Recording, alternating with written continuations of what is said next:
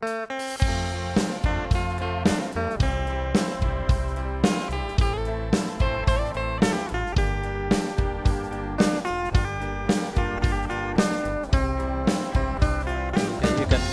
có mưa mưa dấu gì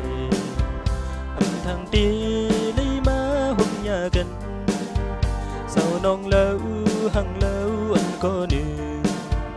dây dây dần mới dám thấy lấy hình ta mong mi khó quam ha quần này sông đi đây hai những nông ha vui khi thăm tôi nơi rơi sự quay yêu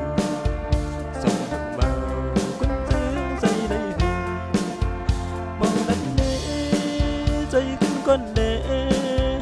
sông ba mi có hơi như người nó sông su mi có hơi như người nó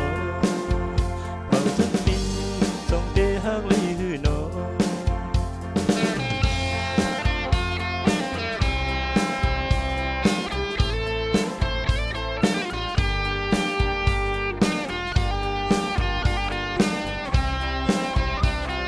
gần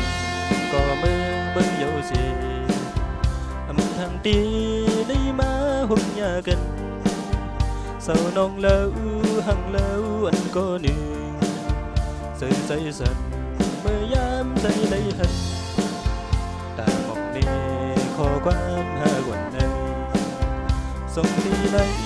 hai những nông ha vơi khi thăm tôi nơi rơi xuống quê yêu